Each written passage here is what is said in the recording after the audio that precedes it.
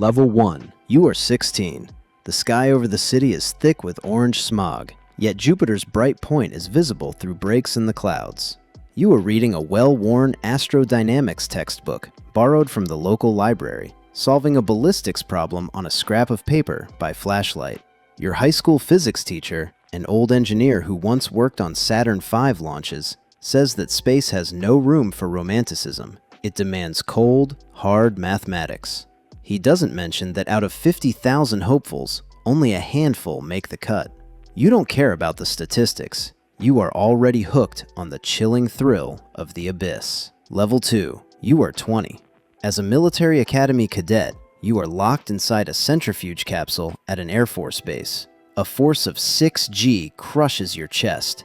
Blood drains from your head, your vision narrows to a tunnel, and the roar of the turbine fills your ears. Through your headset, the instructor monotonously demands you read a chart of numbers on the wall. Your stipend is peanuts, and the bruises on your shoulders from the safety harness take months to fade. The math here is brutal.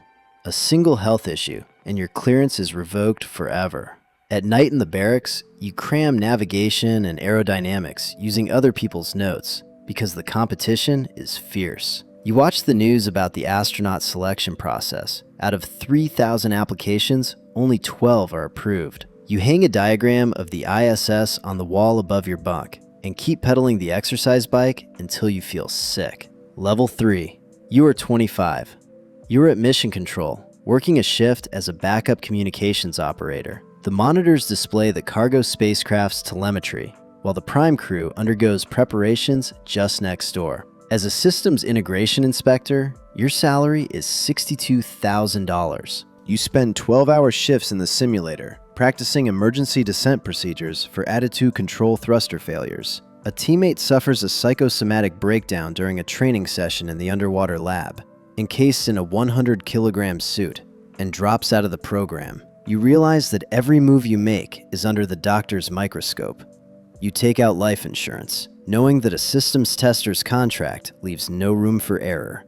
60% of candidates crack under the pressure of constant exams at this stage. On a rainy Tuesday, following a grueling 40-hour stress test in the simulator, you are on the verge of submitting your resignation. Level 4. You are 32. You've broken through the barrier. You have been assigned to the prime crew for a 6-month expedition to the International Space Station. Your salary as a military test pilot and mission specialist is $145,000. On launch day, you lie in the capsule's contoured seat amidst the roar of the fueling gantries, feeling the chill of the rocket fuel in the tanks beneath you. At the ignition command, the world explodes with 1,000,000 tons of thrust. G-force pins you to your seat, your breathing falters, and the sky outside the porthole rapidly turns black. 9 minutes later, you are weightless. Your first workday on the station lasts 16 hours, repairing a jammed pump in the closed-loop water recovery system.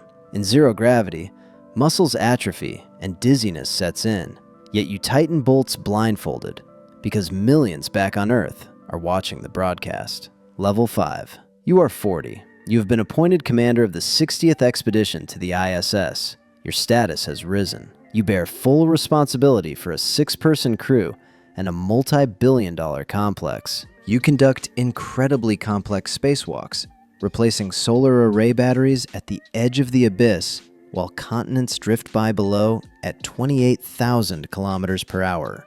Cosmic radiation makes the Geiger counter in your spacesuit pocket click. Your income rises to $210,000, but your family life back on Earth is shattered by endless 2-year quarantines and training sessions around the globe. During a comms session with Mission Control, an old friend, a psychologist, speaks bluntly. In space, you're a hero. At home, you're a ghost. You gaze out the porthole at the thin blue line of the atmosphere and realize the price of this flight. Level 6. You are 48. You have retired from the government agency and now head the Flight Operations Department at a private aerospace corporation developing a crewed spacecraft for lunar missions. A $1.2 billion contract with investors has been finalized. Your stock options and salary as program director have propelled you into the ranks of millionaires. You no longer memorize emergency checklists. Instead, You approve the life support system architecture for a future base at the moon's south pole. You are 56. You stand on the observation deck of a spaceport in the desert.